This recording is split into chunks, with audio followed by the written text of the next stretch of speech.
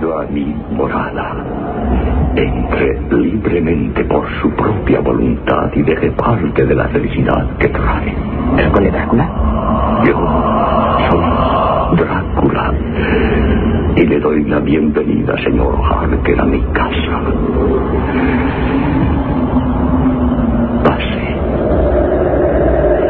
A veces la realidad, o casi siempre la realidad, supera cualquier ficción. Es un lema de este programa.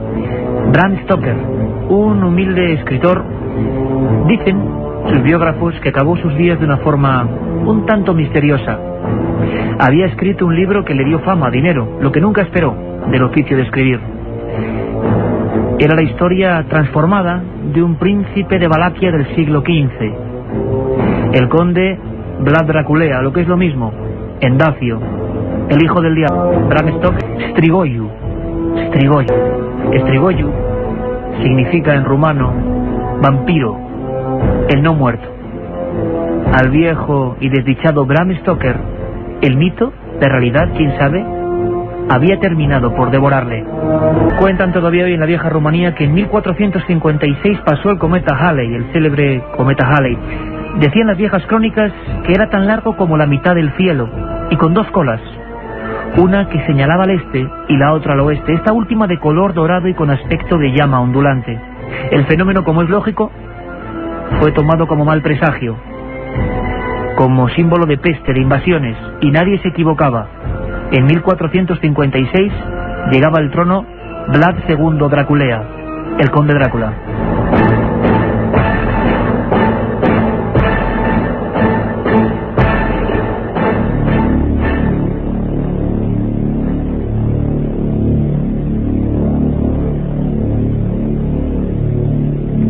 Se ha hecho la penumbra en este estudio 1, somos Milenio 3, no hace falta decirlo.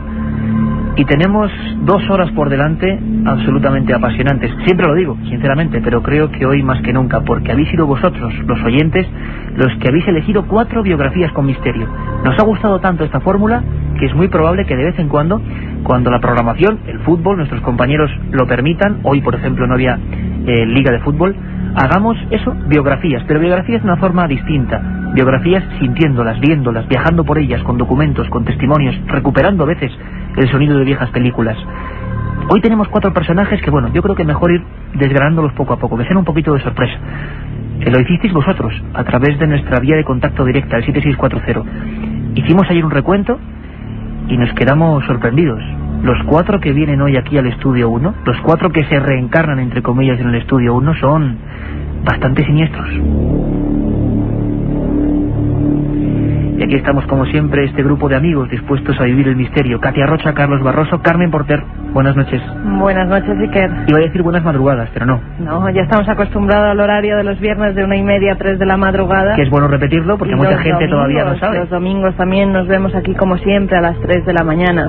Pero bueno, esta noche nos ha tocado pues tarde-noche, porque vamos a acabar a las 11. Justo a las 11 de la noche, cuando ya empieza el misterio, cuando empieza la hora bruja. Exactamente, Iker. 4 personajes, 4 historias que creo que son muy distintas, pero tienen un nexo común: lo enigmático, las sombras, las penumbras que envuelven esas biografías. El conde Drácula, ni más ni menos, va a ser la primera de ellas. Les aseguro emociones fuertes, ese lema que siempre decimos. Bram Stoker, con su Drácula, se quedó corto. Y qué mejor compañía, porque además van a estar un montón de amigos, expertos en el mundo de la conspiración, viajeros que han estado en estos lugares persiguiendo el mito y la realidad. Vamos a tener a catedráticos e historiadores.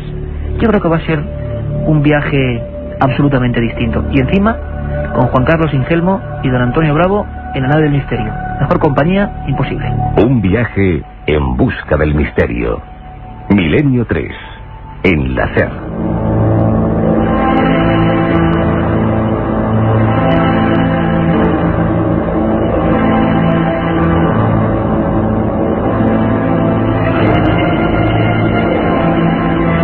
Vlad Draculea, hijo del diablo, nació en 1431 en Salzburg, Valaquia. Era el segundo hijo de Vlad Dracul, del mismo nombre. El padre tenía un aspecto, podríamos decir, fascineroso. Unos bigotes siempre engominados hacia arriba, unos mantos de Marta Cibelina, piedras preciosas y una mirada tan agresiva como lo que luego fue su vida, su leyenda. Dicen de Draculea que fue uno de los pioneros en Europa del Este en extender la política del horror.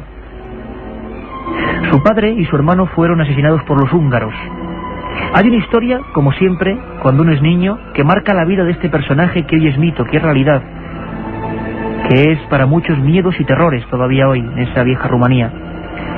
Su hermano mayor, concretamente en 1447, estamos hablando de una zona de Europa y de un momento de lucha constante entre el mundo cristiano y el imperio turco. Su hermano mayor es muerto de una forma muy particular. Le clavan hierros candentes en los ojos y lo entierran vivo. Y Vlad Draculea, ya entonces consentido, con cierta conciencia, jura vengarse casi, no de los turcos, sino de todo el género humano. Jura venganza y a fe que la cumplió.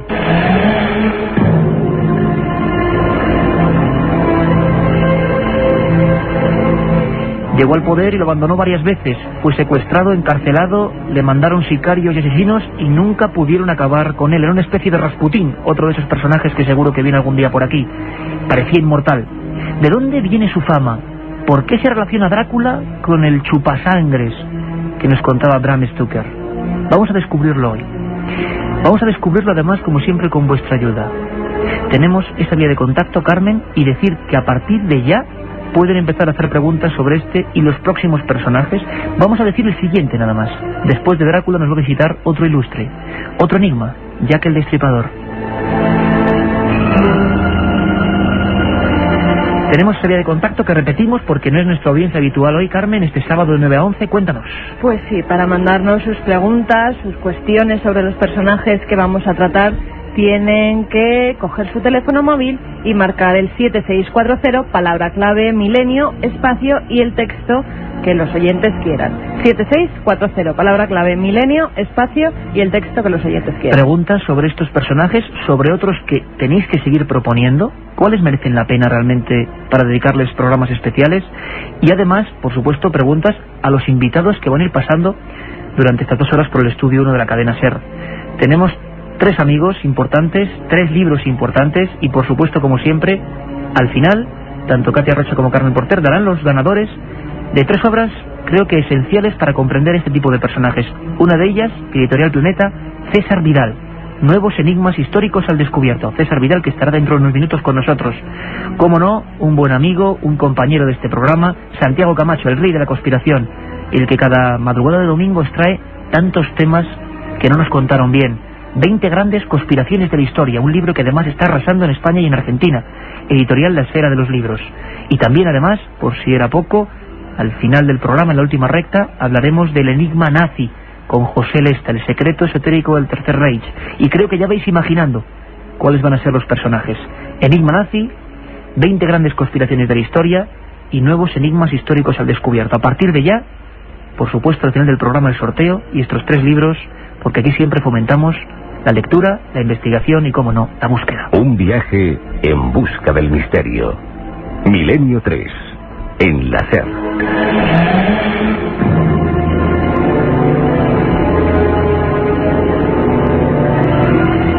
Vlad Draculea, un hombre enemigo del género humano, aunque luego, como veremos, en Rumanía se le considera un auténtico héroe. Llegó al trono y convirtió Valaquia en un fortín. Los turcos, con un ejército 1000 veces superior, no podían hacerle frente. Quizá porque utilizó por vez primera el terror psicológico. Cuentan algunas crónicas muy detalladas cómo algunos guerreros se aproximaban a aquel sitio, a su castillo de Sigisoara, y observaban la siguiente escena.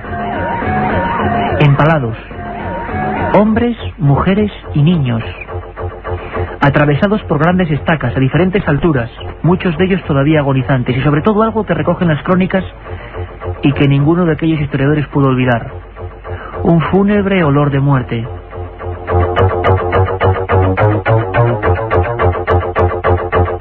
Vlad Draculea, hijo de la Orden del Dragón. Su padre era uno de los patriarcas de la Orden del Dragón. Dicen que una orden ultracatólica, ultrarreligiosa, que intentaba hacer frente, enarbolando el cristianismo, al enemigo del Islam en aquella época, a los turcos. Lo cierto es que con el tiempo solo nos queda de él un retrato que se guarda muy cerca de Innsbruck, en Austria. Según parece, Vlad Draculea, en su enajenación, en su esquizofrenia, nunca lo sabremos bien, se convirtió en el empalador. Fue su método habitual y su particular tortura. De ahí le viene el sobrenombre con el que ha llegado hasta nuestros días, Vlad Tepes. Tepes, el que empala.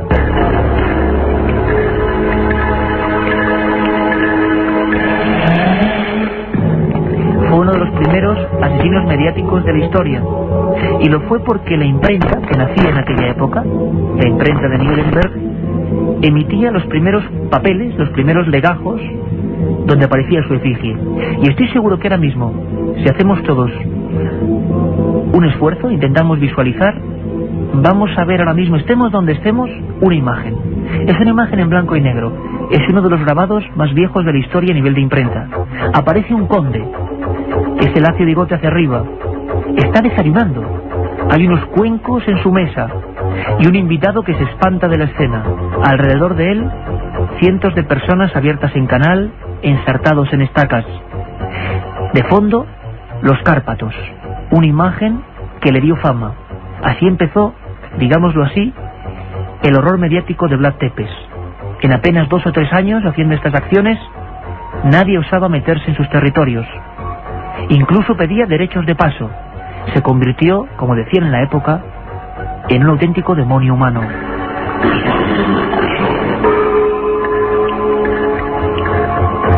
¿Y cómo gobernaba Vlad Tepes?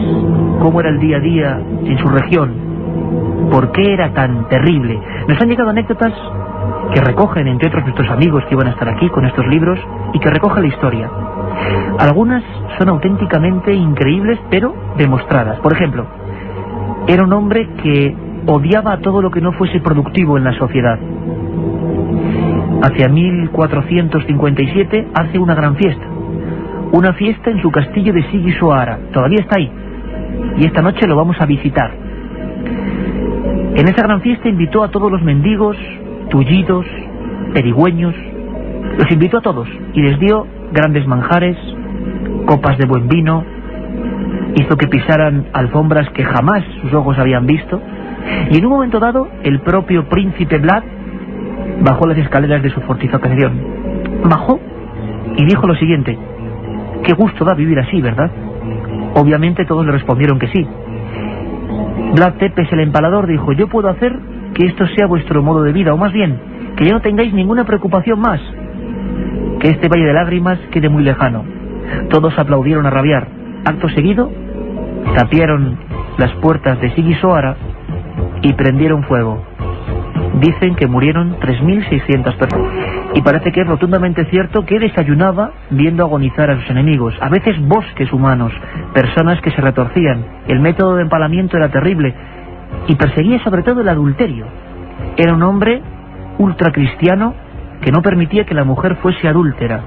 Las acusadas de ello eran empaladas, y muchas veces las que habían tenido hijos fuera del matrimonio, hay crónicas concretas de ello, eran empaladas, y encima en su cabeza también empalados los niños, sea cual fuese la edad que tuvieran. Lógicamente sus enemigos estaban al acecho, y a veces dentro de su propio país, dentro de ese territorio valaco, hoy Rumanía, tenía deserciones. Por ejemplo, una etnia como los gitanos. Los gitanos siempre, viviendo su vida, haciendo un mundo errante de un lado a otro, se negaban a entrar en el ejército de Vlad Tepes. La forma de convencerles fue sencilla. Cogió a los 3 más valerosos delante de las principales tribus gitanas. Esto ocurría en 1460. Delante de sus ojos, con total impunidad, como hacían las cosas, asó a esos 3 líderes gitanos. Los asó y hizo que los compañeros se los comieran. Acto seguido dijo que ese era el fin para todos los que no osaran ponerse la armadura de la Orden del Dragón, del ejército valaco. Obviamente, todos los gitanos fueron inmediatamente convencidos.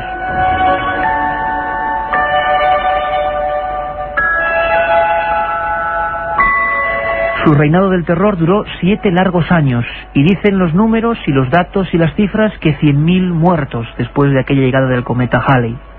Impuso, como decíamos, una política del miedo, instauró nuevas torturas, y creía que los ladrones y los comerciantes que engañaban eran su principal enemigo. Lo de cortar las manos, la ley del talión, le quedaba corto. Directamente los empalaba si en las cuentas fallaba una sola moneda. Eso es lo que dice la historia. Incluso, de ahí viene quizá la fama de vampiro, la fama de querer ser inmortal. Tenía un gran trance, tenía un gran tormento con la vida después de la vida. Como era profundamente cristiano, le atormentaba que iba a ser de él cuando lo enterrasen. Lo cierto es que parece ser que intentó, con viejas creencias, absorber sangre de sus enemigos para traspasar el poder. ¿Cómo lo hacía?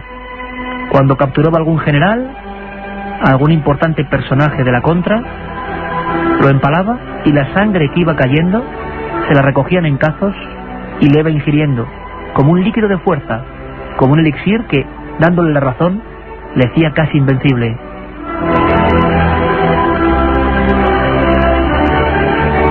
Política del terror, una clara muestra. Nadie robaba en Sigisoara, nadie robaba en Valaquia. Eliminó al 0% lo que eran los hechos vandálicos contra la propiedad. Lógico, si nos atenemos a los datos. En 1463 tuvo la osadía, imaginémoslo, atravesando las plazas viejas de esa región, con su capa de Marta Cibelina, como decíamos, con sus sombreros, de poner una copa de oro en mitad de la plaza. Esa copa se mantuvo 3 años. La gente podía beber de ella, pero hay quien osara robarla.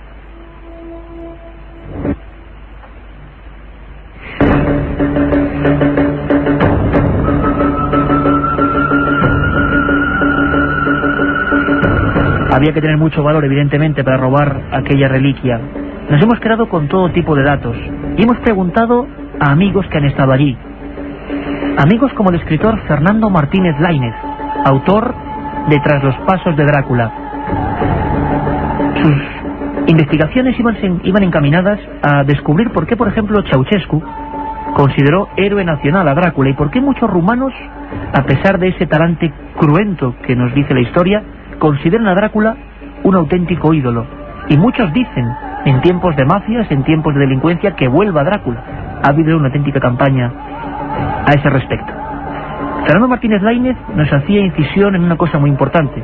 La gente lo toma como vampiro, como hombre que chupaba la sangre, no tenía colmillos. Ese fue el mito literario. Pero lo cierto y verdad es que Drácula era un cristiano enajenado probablemente, que intentaba combatir a favor de la cruz y en contra de la media luna. Fernando Martínez Laínez, paseando por esas calles de Rumanía, sintiendo todavía esas imágenes, ese lugar, la casa natal de Drácula, nos lo contaba así. Él era un príncipe cristiano, claramente era un hombre que apoyaba a la iglesia rumana, que era ortodoxa, y que es un hombre que favoreció mucho a los monasterios, favoreció mucho a los monjes, y él estaba convencido de que bueno, pues él actuaba en nombre de Dios, ¿no? Y había una esquizofrenia que era muy corriente por otra parte, ¿no? En la época, gente que realizaba tremendas matanzas y que estaba convencida de que Dios, pues eso lo aprobaba y estaba con él, ¿no? Una de las pruebas palpables de la devoción o del respeto que inspiraba a la Iglesia, o del entendimiento que tenía por la Iglesia, es que él fue enterrado en una iglesia que pertenecía a un monasterio que él mismo había protegido, ¿no? En esa tumba donde supuestamente él está enterrado, en la iglesia de Ragov, una iglesia pequeñita del monasterio que digo, quien está allí permanentemente cuidando la tumba de Drácula es una monja, una humilde monja que está allí como si cuidara la reliquia de un santo, ¿no?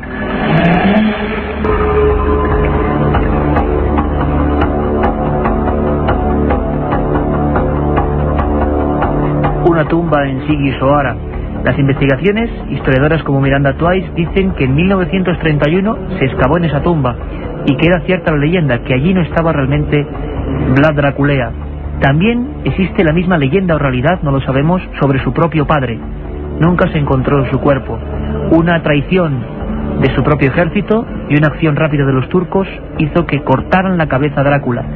Se había rumoreado que era la única forma de vencerlo, cortarle la cabeza de un tajo, y esa cabeza fue enviada al Palacio Topkapi de Estambul, y allí la gente se arremolinaba, no podían creerlo, para comprender que el gran vampiro había sido derrotado.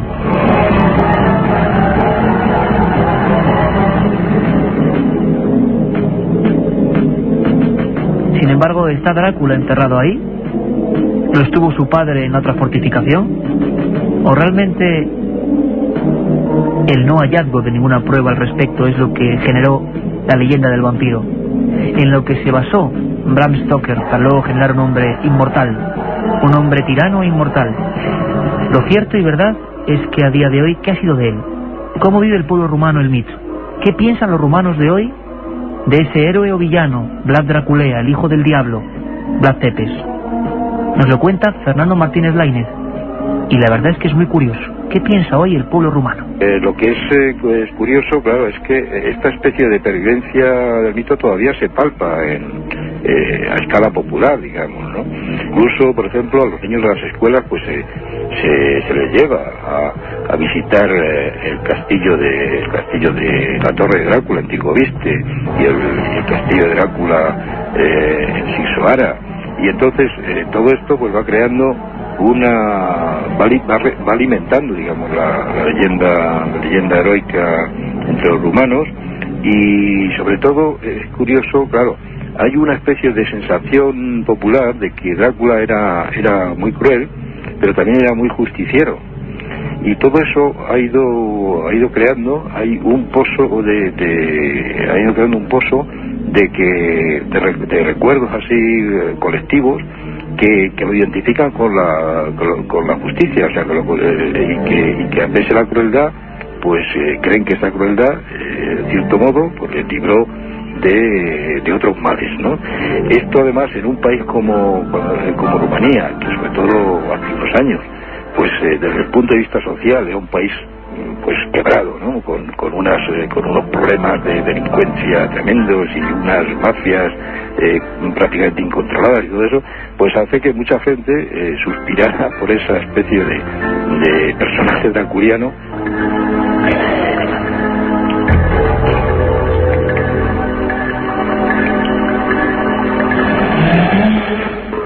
Parece que algunos quieren que vuelva Vlad Tepes.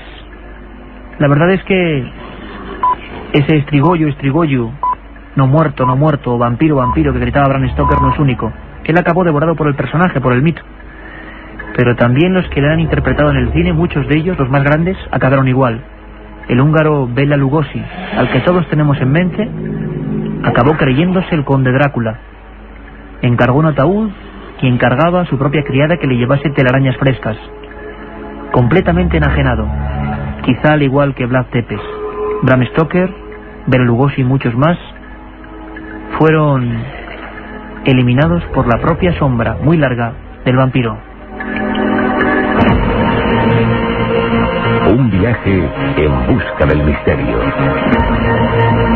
Milenio 3, en la SER.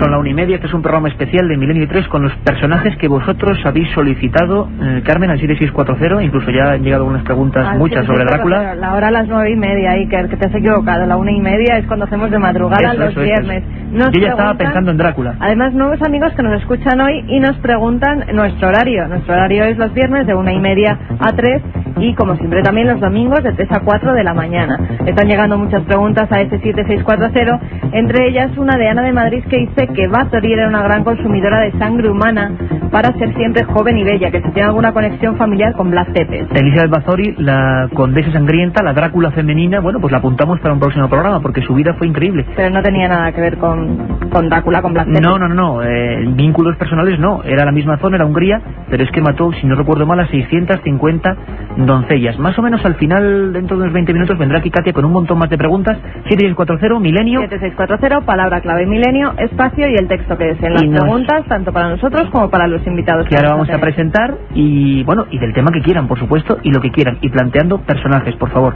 Vamos a ir con otro tema, porque esta ha sido una especie de introducción, ha sido uno de los temas que más nos ha cautivado, Drácula, para que os hagáis una idea de lo que se puede llegar a hacer, en el sentido de recordar personajes. En el fondo es un viaje por la historia más desconocida, y en ella han profundizado mucho nuestros amigos, y sobre todo para enfrentarse a un personaje de lo más curioso.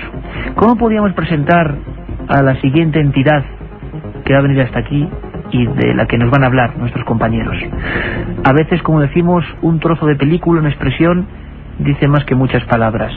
Era una película reciente, Desde el infierno, interpretada por el actor Johnny Depp, que especulaba por vez primera, a nivel cinematográfico, con una teoría sorprendente sobre el criminal más famoso de todos los tiempos, por su misterio. Nos lo pedís ayer con insistencia y nos hemos puesto a trabajar en ello. Jack el Destripador. Escuchamos. Sin la menor duda, aquí hay un mensaje. En eso tiene razón. ¿En qué me equivoco? A Martha Abraham la violaron, la torturaron y la asesinaron. Una crueldad. Pero no es la primera vez que vemos algo así en el East End.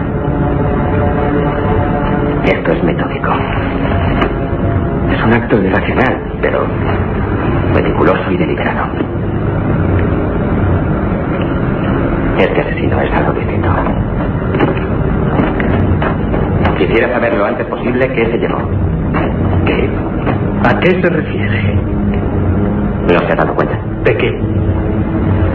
Al menos se llevó uno de sus órganos. Oh, no. En 1888, en una barriada londinense que también vamos a recorrer, andó a sus anchas Jack el Destripador. Algunos hablan incluso de colectivo Jack el Destripador, y las teorías son muchas, porque no hay ni sombra, aparentemente, del autor de estos hechos. Unos hechos que algunos vincularon incluso con la Casa Real. Tenemos a dos buenos amigos con nosotros. Uno de ellos vamos a presentarlo, pues está escuchando ya, es César Vidal, doctor en Historia, Filosofía y Teología, profesor además en diferentes universidades norteamericanas, autor, bueno, de más de 125 libros, y uno de ellos, con tremendo éxito, Nuevos enigmas históricos al descubierto, de Nostradamus a Saddam Hussein, editorial Planeta, y que hoy vamos a sortear. Don César Vidal, amigo, buenas noches. César Vidal, vamos a ver si lo tenemos ahí. Sí, yo le oigo perfectamente. Ah, César, buenas noches, ¿cómo estás? Yo estoy magníficamente, le oigo perfectamente. Perfecto, había un pequeño, claro, una noche como hoy, con Drácula y ahora pasando a Jack el Destripador, puede pasar cualquier cosa. Se puede esperar cualquier cosa. César, tú en tu libro abordas también, con una teoría sorprendente, la historia de Jack el Destripador. ¿Se llegó a vincular con la Casa Real de alguna forma esta figura que sigue todavía entre brumas, no? Bueno, yo creo que es una cuestión zanjada, pero zanjada muy recientemente, porque hay que tener en cuenta que las distintas teorías sobre la identidad de Jack el Destripador no podían solventarse hasta que en los años 1992 y 1993, es decir, estamos hablando prácticamente de la última década. Finalmente, gracias a la ley de secretos oficiales, se pudieron desclasificar documentos que estaban en los archivos de Scotland Yard y que hacían referencia precisamente a Jack el Destripador. Es decir, hasta entonces había habido muchas teorías. Había quien decía que era un médico, eso sí, norteamericano y no británico. Sí, había como mucho interés, y luego además lo escucharemos en otro corte, por decir o hacer creer que no era un ciudadano británico este hombre, ¿no? Efectivamente, e incluso pues en algún momento se hablaba de que podía ser un psycho killer, es decir, un asesino con perversiones sexuales, etcétera, etcétera. Bueno, hoy en día lo que sí sabemos es, primero, que en primer lugar Jack el Destripador era un colectivo, es decir, no era solo un asesino, sino que de hecho era un grupo de 5 personas que actuaron asesinando a distintas mujeres relacionadas con la prostitución. Segundo, sabemos las causas de esos crímenes, que no eran causas relacionadas con la mentalidad típica de un psycho killer, sino efectivamente con un escándalo dentro de la familia real que se ha podido documentar. De hecho, el duque de Clarence, que era el segundo dentro de la línea de sucesión de la reina Victoria, era su nieto, Alberto Víctor, había contraído matrimonio con una católica que se llamaba Annie Elizabeth. Esto planteaba un problema a la Casa Real fundamentalmente porque, como todo el mundo sabe, el rey de Inglaterra al mismo tiempo es el cabeza de la Iglesia anglicana y por lo tanto no se puede casar con una persona que no sea de confesión protestante. Inicialmente, para acabar con este escándalo, la reina Victoria encomendó a Lord Salisbury, que era el primer ministro, que de alguna manera colocara fuera de circulación a esta pobre mujer que se llamaba Annie Elizabeth y que fue a parar a un manicomio. El duque de Clarence moriría en el 92 en extrañas circunstancias y la pobre Annie Elizabeth, pues de hecho, fue declarada loca y fue pasando de manicomio en manicomio hasta que falleció en 1920. Posiblemente todo hubiera quedado ahí y Jack el Destripador no hubiera hecho acto de presencia, de no ser porque había una niña que había nacido de esta unión, que había sido salvada por una amiga de Annie Elizabeth que se llamaba Mary Kelly. Si Mary Kelly hubiera guardado a la niña y hubiera guardado también silencio, no hubiera sucedido nada. Pero Mary Kelly se encontró en una mala situación de fortuna, tuvo que empezar a ejercer la prostitución para sobrevivir y en un momento determinado decidió chantajear a la familia real británica. Se decidió hacer uso de esa información privilegiada, ¿no? Exactamente, es decir, iba a sacar a la luz la información, y es que un miembro de la Casa Real, que era heredero directo de la reina Victoria, se había casado con una católica y además existía una niña. Cuando se produjo esa situación, de hecho, la misma reina Victoria estuvo a punto de padecer un ataque de histeria. Es decir, eso además se producía en un momento en que la institución monárquica se estaba cuestionando en Gran Bretaña. Y entonces, finalmente, en ese momento, Salisbury, que era un masón de alto rango, decide acudir a algunos de sus compañeros en la masonería, concretamente a William Gould, que era médico de la reina y que ya había practicado algunos abortos para ocultar escándalos dentro de la Casa Real, y a Robert Anderson, que era el segundo jefe de la Policía Metropolitana de Londres. Bien, estas personas empiezan a buscar con ánimo de exterminar precisamente a todos los que sabían, a todos los que estaban en el secreto de Mary Kelly. Y de hecho todas las mujeres que mueren son mujeres que conocían el secreto de Mary Kelly. Solo en una ocasión se produjo un error y asesinaron a una pobre muchacha que se llamaba Catherine Eldowes por equivocación, porque esta muchacha a la hora de prostituirse muchas veces utilizaba el nombre de Mary Kelly y pensaron que efectivamente era Mary Kelly y la mataron. Fue el único error. El resto, era coincidencia fatal, ¿no? Una coincidencia fatal, y el resto todos conocían efectivamente el secreto que se quería ocultar. Las muertes, de hecho, seguían un ritual que de alguna manera pues encarnaba lo que era el ritual masónico. Por ejemplo, siempre incluían un degollamiento que aparece en el juramento del aprendiz de la masonería y el destripamiento que se produce en la iniciación en el grado de maestro. Es decir, son unas amenazas que se producen en el curso de la iniciación en distintos grados de la masonería para aquel que revele secretos, con lo cual de alguna manera el mensaje quedaba evidente. Ahí había gente que estaba revelando secretos. Una vez muertas estas personas, Jack el Destripador desapareció, y desapareció sin dejar huella, entre otras cosas porque ya no tenía a quién más matar. Es decir, el secreto había quedado absolutamente oculto. Esto finalmente acabó saliendo a la luz por dos razones. Una, porque efectivamente la hija del duque de Clarence, Annie Elizabeth, que consiguió escapar, se convirtió en la protegida de un pintor que se llamaba Sickert, que en un momento determinado la convertiría en su amante y después se casaría con ella. Y el hijo de este matrimonio, que conservaba documentación, acabaría exhumándola, sacándola a la luz a finales del siglo XX. Y la otra razón, que es la que apuntábamos al principio de la entrevista, es que entre 1992 y 1993 Scotland Yard efectivamente permitió acceder a parte de la documentación sobre Jack el Destripador que confirmaba la que había aportado el hijo de los Sickert. Pues yo creo que mejor explicado imposible. Ahí tenemos una muestra de la cualidad de nuestro amigo César Vidal.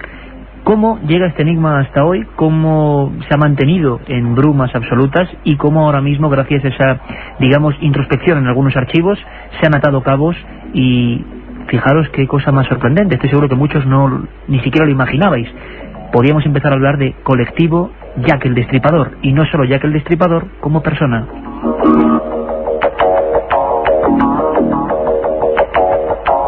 César, quizá ¿por qué este asesino podemos considerarlo el más importante de la historia? Porque su crimen hoy en día, 5 personas muertas, queda casi en mantillas comparado con otros de los tiempos modernos. ¿Por qué generó tal cantidad de inquietudes, tal cantidad de reportajes, de libros dedicados al tema? ¿Por qué en definitiva fue un crimen, utilizando la palabra de moda, tan mediático? Hombre, yo creo que una de las razones es precisamente eso, que era mediático. Es decir, los asesinos anteriores, pues desde Bruto y Casio, que mataron por ejemplo a Julio César, o algunos personajes de este tipo, pues lógicamente no tuvieron esa repercusión mediática. En el caso de Jack el Destripador sí se produce ese elemento de popularización, de miedo en algunas zonas, de especulaciones dentro de los medios de comunicación que luego van a ser comunes en otros asesinos en serie mucho peores. Pensemos el caso del estrangulador de Boston, del carnicero de Milwaukee, etcétera, etcétera. Podríamos mencionar lamentablemente muchos, ¿no? Pero yo creo que la razón fundamental es esa, la idea de que ataca a un colectivo concreto, de que no existe una posibilidad de alguna manera de pararle los pies en la manera en que está matando a personas de ese colectivo, y sobre todo que además los medios de comunicación empiezan a darle una tremenda publicidad, porque los medios de comunicación son los primeros intoxicados. Es decir, empiezan a recibir cartas presuntamente de Jack el Destripador, empiezan a hacer especulaciones, lógicamente se dejan llevar por algunas de las opiniones que hay en ese momento y facilitan enormemente que Jack el Destripador Incorporated, que casi es como podríamos llamarlo, se pueda ocultar detrás de esas columnas de humo.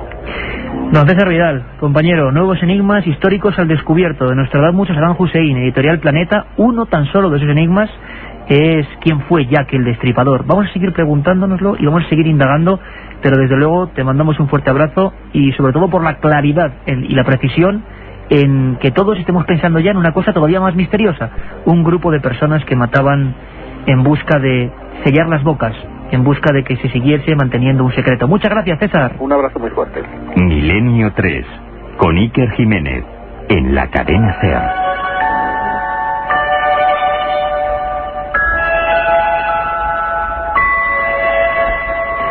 Esta noche nos vamos a enterar de muchas cosas, ya que el Destripador quizá no sea un nombre propio, un colectivo, y un colectivo que tenía que ver con la Casa Real. Todavía indagando más en esa historia, como siempre hace él. Sabéis que Santiago Camacho no le gusta dejar una historia media, se mete a fondo, pone nombres, pone apellidos y nos genera un mapa todavía si cabe más inquietante.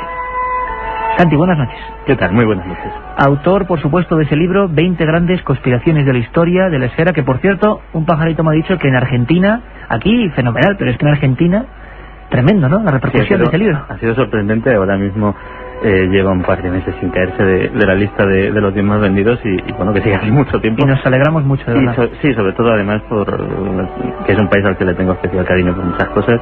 Y de verdad me ha sorprendido el que haya sido tan magníficamente acogido.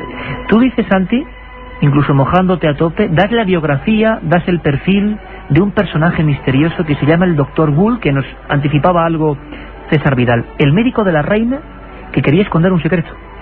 Sí, realmente quiero decir que la exposición que ha hecho César Vidal ha sido magnífica y nos ha dado un panorama absolutamente claro de lo que sucede y de en qué terreno nos estamos moviendo. Efectivamente, cuando Lord Salisbury recibe ese encargo por parte de la reina de, bueno, esto hay que atajarlo de alguna manera, él, como gran maestre de la masonería inglesa que era en aquel momento, decide colocar el encargo en manos de alguien de su plena confianza, de una persona que no solamente ya había solucionado para la Casa Real pues algunos asuntillos como abortos poco convenientes, etcétera, etcétera. El hombre de confianza, ¿no? Para estos temas. Sino que también había demostrado su lealtad a la masonería, pues declarando como perito, por ejemplo, en algún juicio a favor de personas vinculadas a la masonería. Hay un juicio, es el juicio de Charles Bravo, que es un hombre que es asesinado, es envenenado por su mujer.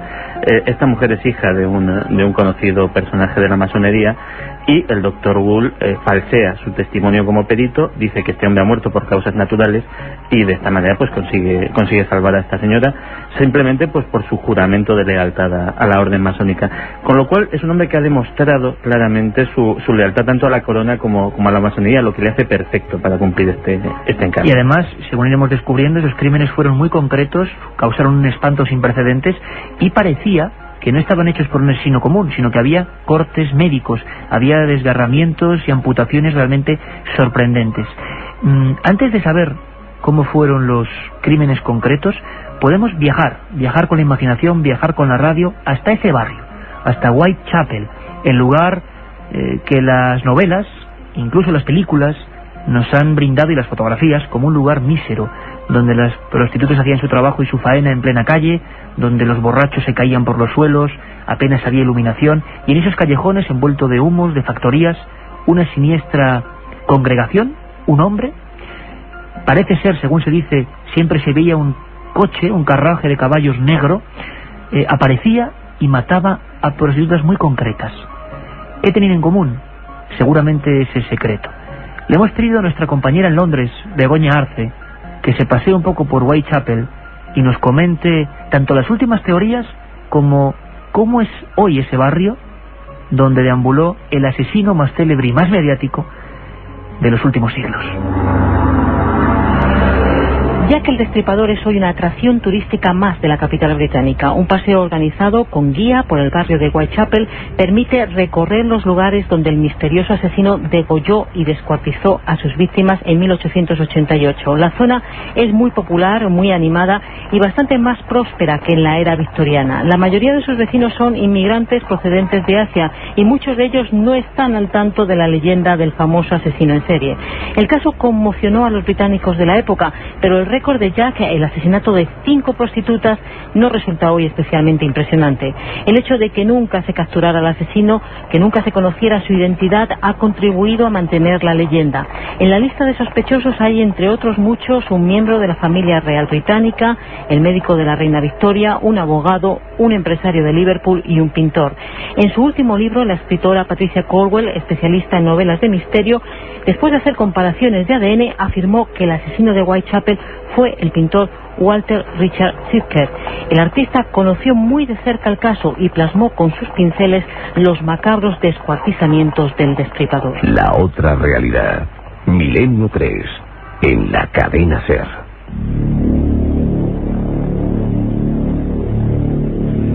Tengo en mis manos, y como siempre digo, que suene el papel, tengo en mis manos unas fotografías espantosas, sencillamente espantosas. Son las autopsias, las imágenes de las autopsias de Marianne Nichols, Annie Dark Chapman, bueno, un montón. Ahora repasaremos sus vidas, que fueron las que cayeron en manos, en garras de este grupo de personas, o de esta persona que amputaba con precisión. Las imágenes de las autopsias que se publicaron en su día son francamente impresionantes. Algunas cabezas aparecen separadas del tronco, hay extracción de algunos órganos, se ven las calles en fotografías anexas de ese barrio muy miserable y los lugares, si cabe, apartados donde esta gente atacaba.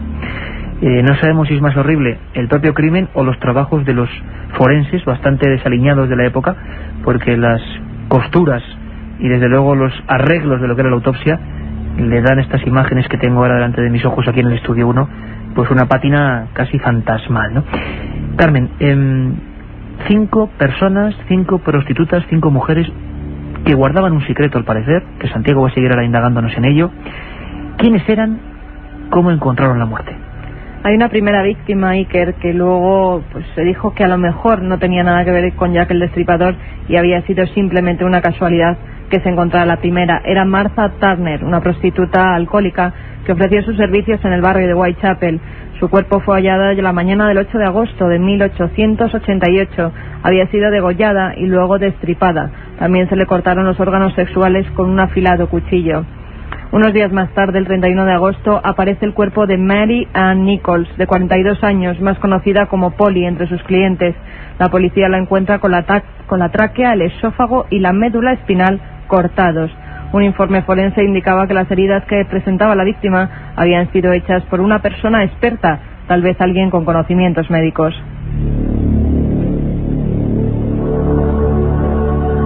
El 7 de septiembre, la policía descubre en el número 29 de la calle Hatbury el cadáver de otra mujer, Annie Chapman, de 47 años.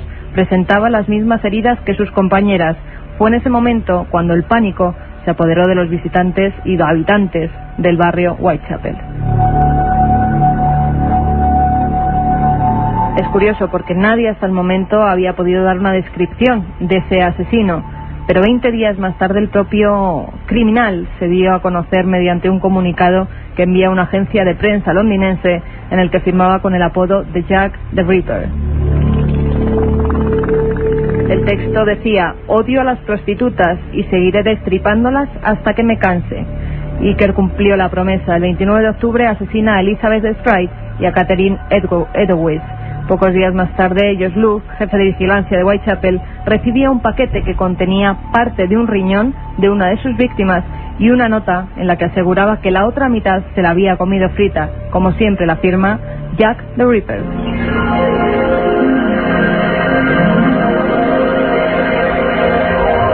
El último asesinato lo cometió el 10 de noviembre en el número 13 de la calle Miller's Court. Se trataba de una prostituta de 25 años, Mary Jane Kelly.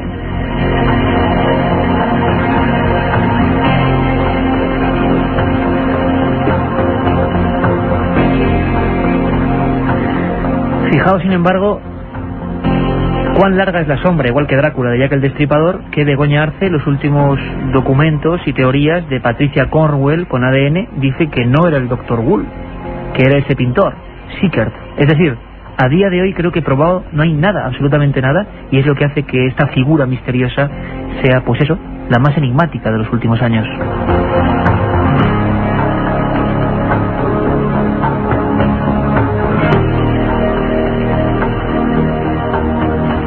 Y es que es increíble la cantidad de misterios que quedaron en el cuerpo de estas 5 mujeres. El Dr. Wool, parece ser que había cortes perfectos. Hay otra película que describe perfectamente esa situación, cuando los forenses, los policías, se dan cuenta de que no son muertes normales, que hay alguien tremendamente experto. Según muchos de los investigadores, según Santiago Camacho o César Vidal, que el terrible William Gould está metido ahí. Escuchamos. Si algo sabemos con certeza, es que no lo hizo un inglés. Tal vez es un indio, un piel roja. Llegó hasta Whitechapel y se abandonó a sus inclinaciones naturales. Con el debido respeto, señor, creo que quien lo hizo al menos tiene conocimientos básicos de disección. O bien es un hombre culto, un médico, por ejemplo. Un hombre culto, eso es ridículo. Ningún hombre culto haría tal cosa. Seguro que fue un tendero o un carnicero. Milenio 3, con Iker Jiménez, en la cadena SER.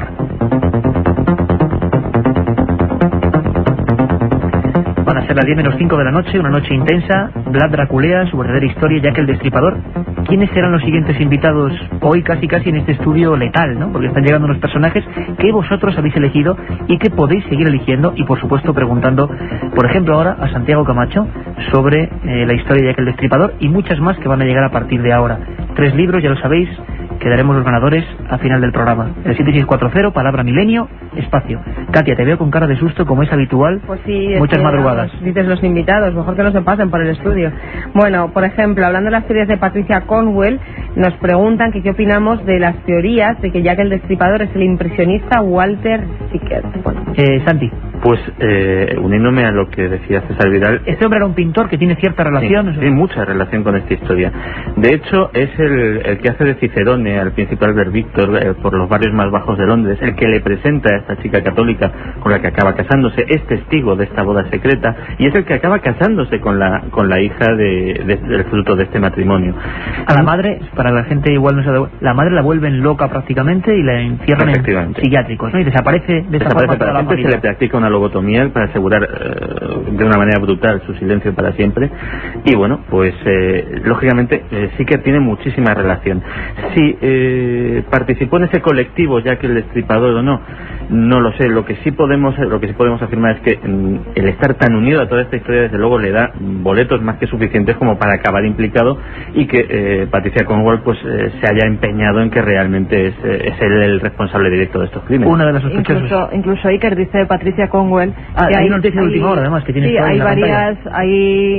varias pinturas de Sickert en las que se muestra y se puede comparar con las autopsias perfectamente la muestra de cómo murieron degolladas, la agonía de sus caras, y hay varias pinturas que según Patricia, según su teoría, demuestran que él fue el asesino de verdad y que por eso luego más tarde las pintó. Interesante. Bueno, Rubén y Beatriz de Córdoba nos preguntan que qué relación puede tener Drácula con el ataúd maldito que atravesó España dejando un rastro de muerte. Bueno, es una historia preciosa, muy interesante, Katia, que dará por supuesto para otro programa. Es una historia increíble, que además Santi seguro que también conoce muy bien, de un ataúd que, si no recuerdo mal, entró por Cartagena y acabó en Santillana del Mar, y que a su paso es una historia de los años 20 en España increíble. Tendremos aquí a Sebastián Darbó, que es el que la siguió paso a paso, y a Miguel Aracil, y es increíble porque en diferentes estaciones, en diferentes casas de hospedaje, ese ataúd iba casi sin rumbo, con una dirección, con otra, y acabó creando sobre todo peste. Y es que los vampiros, y sobre todo la novela de Bram Stoker, Drácula, películas como Nosferatu, han hecho creer que el vampiro no solo chupa la sangre, sino que, por ejemplo, domina algunos animales como las ratas, y podía crear pestes a voluntad, ¿no? Va un poco en esa historia. Hablaremos del ataúd maldito, y la gente me sigue dejando alucinado, pues el nivel que tiene, ¿no?, de conocimiento. Es impresionante. Por ejemplo, otros se adelantan. En nazismo, me gustaría saber cómo pudo un país dejarse engañar por un loco. Sabe Dios los secretos que ahí hay. ¿Será cierto que se suicidó?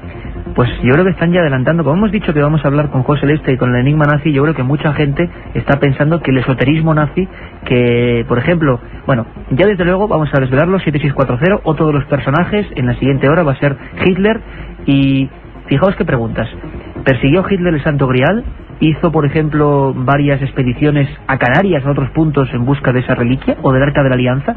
¿Es cierto que Adolf Hitler, aparte de estar casi enloquecido con historias de la antigua Germania a nivel de leyendas, perseguía la lanza con la que mataron o supuestamente hirieron a Jesús de Nazaret, la lanza de Longinos? Bueno, todas esas preguntas, todo lo que os inquiete, es un tema que nos habéis preguntado muchísimo sobre el esoterismo y Hitler, para la segunda parte y el 7640. También nos preguntan sobre las hazañas de Rasputín. Hay otros oyentes, por ejemplo como Arucas, que nos ofrece hasta su casa de Las Palmas por si queremos ir allí a investigar. En fin, que los oyentes pues se muestran muy cariñosos y muy agradecidos con nosotros, y pues de verdad que lo agradecemos. Tienen que mandar sus mensajes. Sí, un oyente también nos pedía la fecha de la muerte de Blas Tepes, la verdadera fecha, cierto. Y es 1477. Se cree que en esa fecha es cuando murió. Se cree, porque si uno va a los documentos históricos, Carmen, como siempre, como nos ha pasado ahora mismo, parece ser que está claro que es el Dr. Bull, parece que está claro que es un colectivo, y de repente aparece un pintor. Es decir, nada está claro, y tenemos la máxima esa socrática de que, vamos, no sabemos casi nada. Lo cierto y verdad es que Drácula se le amputó, dicen, la cabeza, pero las investigaciones también afirman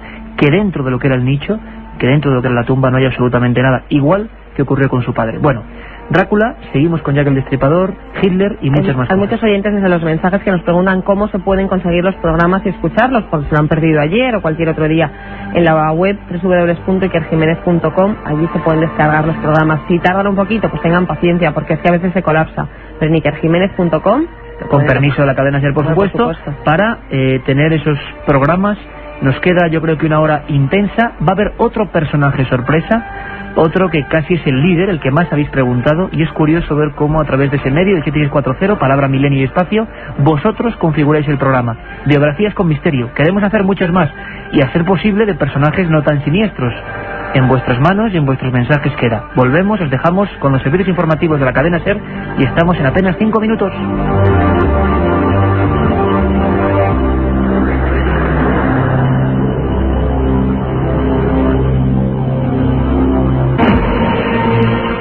La otra realidad. Fenómenos extraños. Misterios sin resolver. Milenio 3. En la SER.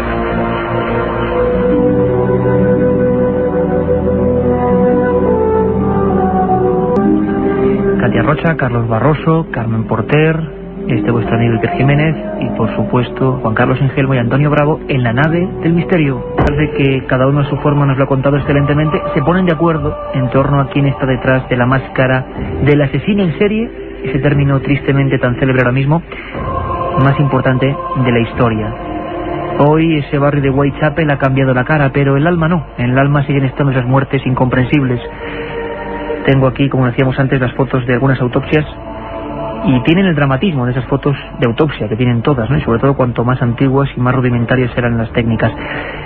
Santiago Camacho, nuestro compañero y amigo, como sabéis, todos los domingos de madrugada, ese programa, lo advertimos, nuestro horario siempre es viernes de 1:30 después del larguero a 3, viernes de 1:30 a 3, domingos de 3 a 4, y por ejemplo, de vez en cuando, especiales como este. Santiago Camacho suele aparecer en las madrugadas del domingo, junto a Nacho Ares y Historia Perdida, junto a Juanjo Benítez, junto a un montón de gente que nos suele traer sus misterios, sus píldoras llenas de misterio y de conspiración. Es autor de 20 grandes conspiraciones de la historia, editorial La Esfera de los Libros, y que por supuesto recomendamos. Ahí viene también esta historia, Jack el Destripador. Y Santi, directamente arrojándose a la piscina, dice que era Sir William Gould, el médico que apañaba las historias oscuras de la Casa Real. Santiago, buenas noches otra vez. Hola, ¿qué tal? Santi, William Gould parece ser, la historia nos cuenta, un médico, la gente puede decir, bueno, por muy efusivamente que se intentase borrar un secreto, o mejor dicho, conservar ese secreto con todos los medios. Es raro que un médico, que un galeno haga esto. Hay la teoría, Santiago, de que William Gould, no sé si coincidiendo con los crímenes o no, tuvo un derrame cerebral o algo que le volvió medio loco. Sí, de hecho, como habíamos dicho antes, Gould había resuelto de una manera profesional y discreta muchos asuntos potencialmente escandalosos para la familia real o para la obediencia masónica a la que pertenecía. De hecho, esa es la razón por la que efectivamente, como dijo César Vidal, hay un colectivo, pero alguien tiene que ejecutar al final. Y esa mano ejecutora parece ser que es William Gould. Lo que pasa es que con lo que no se contaba era con que para aquel entonces sí parece ser, y en eso sí coinciden hasta los biógrafos oficiales de Sir William Gould, que nada tienen que ver con la historia de Jack el Destripador ni la recogen en absoluto, que en ese momento sí tenía muy perturbadas sus facultades mentales. Algo que pudo hacer, que pudo influir en que lo que debía ser quitar de en medio de una manera fría, profesional y discreta a 4 mujeres, que luego fueron 5 por un accidente que muy bien explicó también César, de una manera sin levantar escándalos, sin suscitar ningún tipo de polémica ni atención de los medios de comunicación, se convierte en una serie de crímenes propios de un psicópata, propios de una persona muy trastornada, que sus delirios los trasplanta a esos crímenes. Porque donde vemos hasta qué punto era terrible la condición mental de la persona, de la mano ejecutora de esos crímenes, es en el último, el de Mary Kelly, precisamente, el de la persona que fue testigo material de esa boda, el de la persona que tuvo la idea de hacer ese chantaje iluso a la Casa Real. ¿Cómo fue, Santiago? Eso también extraña. ¿Cómo es que ese grupo de personas o esa persona que practicaba la prostitución en los bajos fondos de Londres decide que tiene un arma especial para chantajear a la Casa Real, ni más ni menos? Era cuando menos arriesgado, ¿no? Realmente era arriesgado. Lo que sucede también es que la situación de aquellas mujeres era desesperada. Había bandas de proxenetas que cobraban su tarifa o en dinero o en sangre. Había una pobreza de tal calibre que, por ejemplo, hacía que hubiera hoteles, por llamarlos de alguna manera, donde las mujeres dormían en bancos, atadas a bancos de madera durante toda la noche, y que, bueno... para no ocupar espacio. Para no ocupar espacio, y que por eso se les cobraba una determinada cantidad de dinero. Realmente la perspectiva de la muerte o de salir de ese infierno en vida, pues yo creo que merecía la pena el riesgo para aquellas mujeres.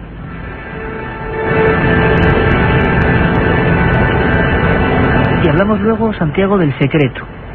La gente nos están preguntando ahora mismo, nuestros amigos de 7640, por qué tanto tiempo de secreto. ¿Cómo es posible que, si ahora parece tan evidente, un grupo de personas o una persona, aunque no nos ponemos de acuerdo, la masonería de fondo, simbología de aquellos que tienen un secreto y que han sido chivatos de alguna forma y hay que ajusticiarlos, cómo es posible que durante más de un siglo, nos decía César Vidal que se abrían los archivos en el año 92, los hechos ocurrieron en 1888, el 888, más de 100 años. ¿Por qué? ¿Por qué tanto secreto? Pues el Acta de Secretos Oficiales británica, que es una ley muy curiosa, una herencia de la época victoriana, establece que las leyes, que los secretos oficiales tienen 3 categorías. Los hay de 30 años, es decir, que a los 30 años se pueden desclasificar automáticamente, de 50 años y la máxima categoría, que es de 100, a los que tiene que pasar un siglo para asegurarse que ya todo el mundo implicado ha fallecido para que esto salga a la luz.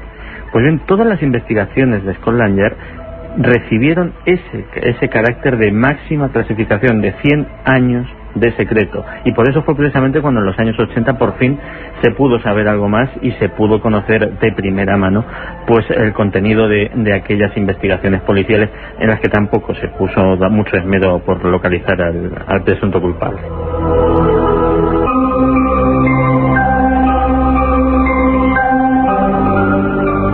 Nos da la impresión de que la sombra, como decimos, la máscara de Jack el Destripador, sigue todavía demasiado oculta. Si hay un personaje, Carmen, por el que nos preguntan, además de Jack el Destripador, de Vlad Tepes, hemos intentado, cada uno de ellos es un tema. Hoy simplemente estamos sondeando sus vidas y quizá mostrando públicamente por qué siguen siendo iconos del misterio.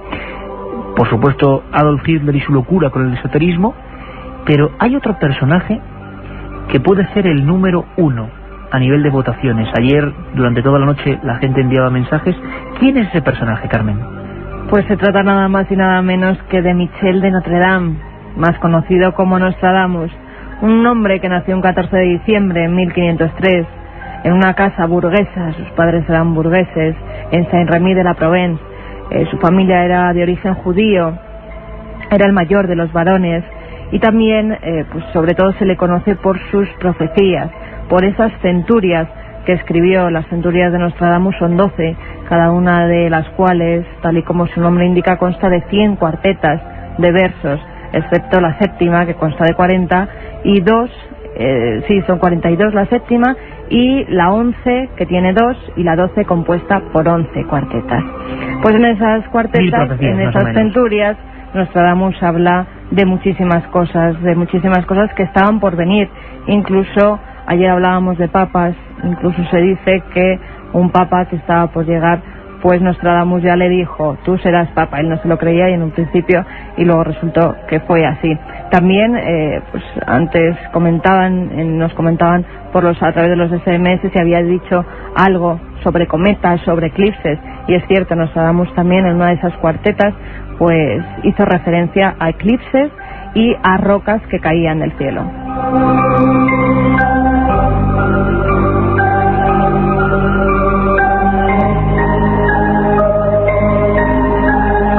Un programa que se sumerge en el otro lado de la realidad. Milenio 3, con Iker Jiménez y todo su equipo en la SER.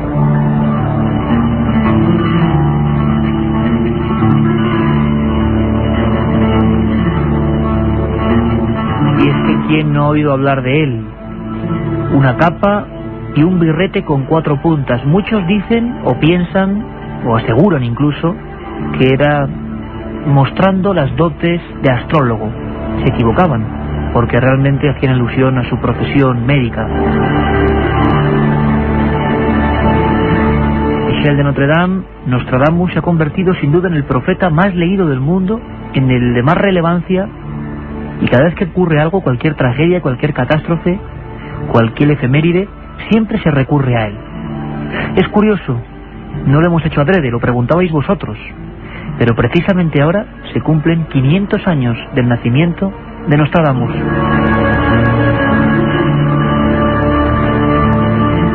Y es que el fenómeno profecía, el fenómeno adelantarse al futuro, los extraños augurios del cielo, las marcas siempre o casi siempre de lo negativo que aparecen de vez en cuando, son asociadas con Nostradamus desde ese lejano siglo XVI.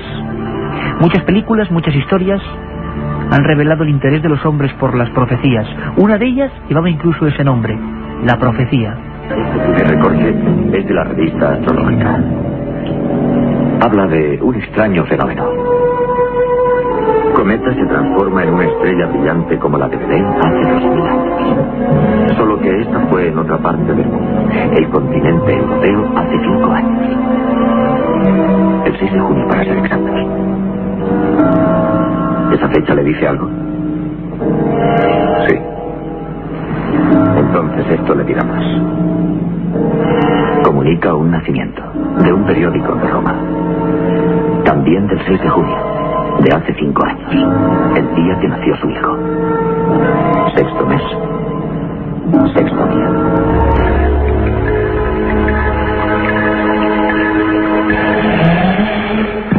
En esa película se hablaba de un niño que encarnaba el anticristo. Todos los profetas, ayer hablábamos de San Malaquías y los papas, tuvieron obsesión con esa llegada del mal. Por supuesto, Nostradamus no fue ninguna excepción. Santiago Camacho, a nivel incluso periodístico, y los que estamos aquí, los 3 ahora mismo en el estudio, hemos trabajado en diversas revistas del ramo. Es uno de los temas icónicos, uno de los asuntos, no solo las profecías, sino Nostradamus en concreto, que como 2 o 3 temas, sea el caso de Egipto y algún otro, hacen que inmediatamente la gente venda más.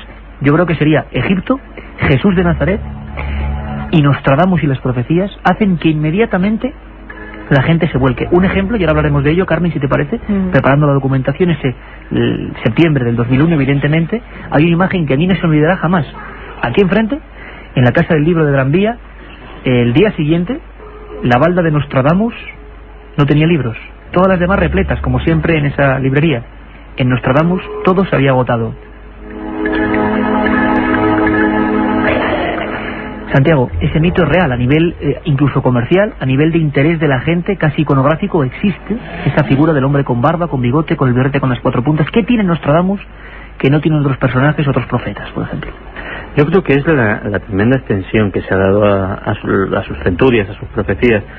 Lo que es cierto es que se ha convertido, como muy bien has dicho, en una especie de faro que cada vez que sucede algún hecho notable en el mundo, desde el 11S hasta la guerra de Irak, siempre los exégetas de Nostradamus buscan en esas centurias a ver si encuentran algo, a ver si algo va a suceder.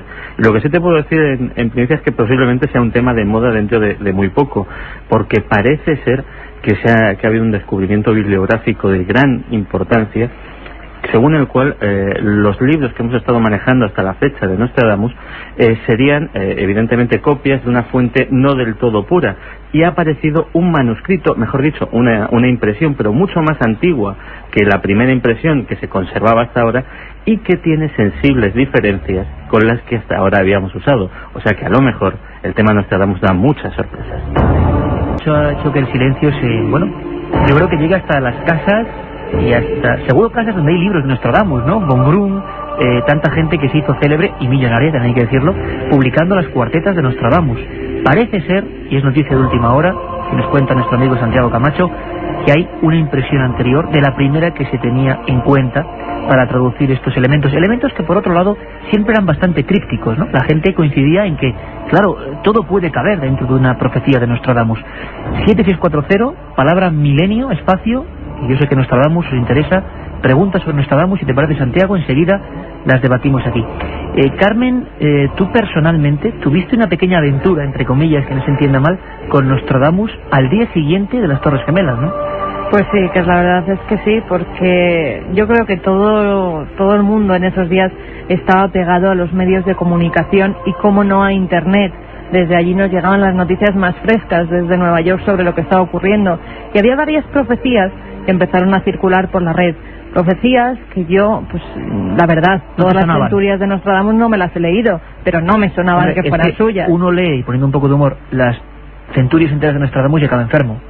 Enfermo solo por lo que dice de maldades y porque son bastante ilegibles, ¿no? Y con un lenguaje muy denso, como son bastante densas, sí. Pero a mí no me sonaba que el lenguaje que tenían esas profecías que circulaban por Internet fuera el que utilizó Nostradamus. Si quieres, Iker, te comento algunas de las que en esos días circulaban por la red. Una decía, la ciudad... que abrieron telediarios incluso, ¿eh? Sí, incluso telediarios de televisiones privadas llegaron a dar como verdaderas estas profecías. Cuéntanos. Era su error, porque luego no eran tal. Ocurría hace 2 años. Una de ellas decía, la ciudad de Dios será un gran trueno, 2 hermanos rotos en 2 grandes catástrofes. Mientras la fortaleza aguante, el gran líder sucumbirá. La gran guerra comenzará cuando la gran ciudad se esté quemando. Gran ciudad, 2 hermanos rotos, que pues hacía referencia a las Torres Gemelas. La gente dijo, más claro, agua. Y otra que incluso daba pues más pistas. Llegarán del cielo el aire de la destrucción. Caerán los 2 tronos gemelos. Arderá el fuego de la guerra con el fuego del caos. Los pájaros vuelven a volar y comenzará la tercera gran guerra. Y se hará en nombre de Dios.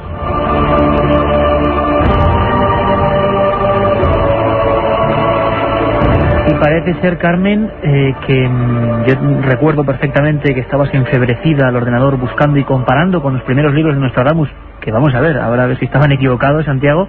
También nos gustaría debatir con la gente hasta ese punto. ¿Qué pasaría si de repente todo lo que hemos pensado en Nostradamus, que podría ser, ¿no? Sería una ironía del destino, muy digna de Nostradamus, por otro lado, estuviera equivocado?